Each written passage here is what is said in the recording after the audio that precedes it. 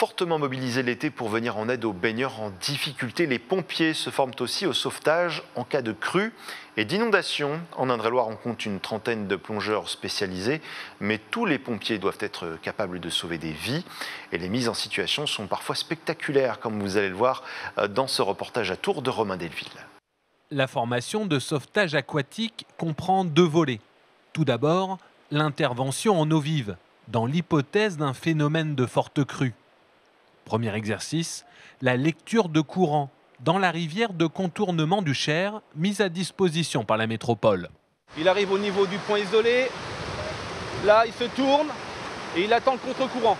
Voilà, il se fait aspirer tout de suite. Autre exercice, lié au risque inondation dans un cadre urbain, le sauvetage d'une personne piégée par les eaux dans sa voiture. Tu sécurises ta victime, donc là on part dans l'option qu'elle ne peut pas descendre du véhicule. D'accord ? Donc tu viendras te mettre en position sur le véhicule.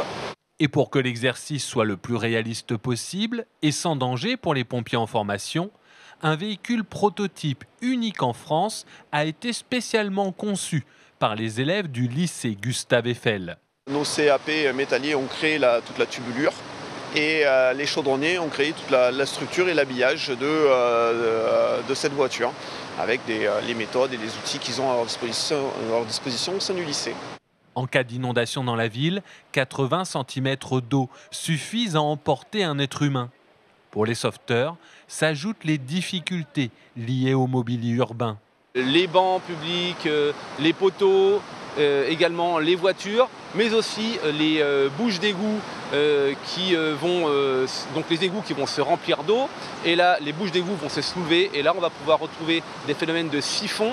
Et si on parle de siphon, ensuite, on pourra retrouver des phénomènes de marmite avec des bouches d'égout qui bouillonnent et le risque de se faire aspirer justement dans ce phénomène de siphon. D'où l'importance de ces formations très spécifiques pour les pompiers pour acquérir les bons réflexes et faire face aux imprévus.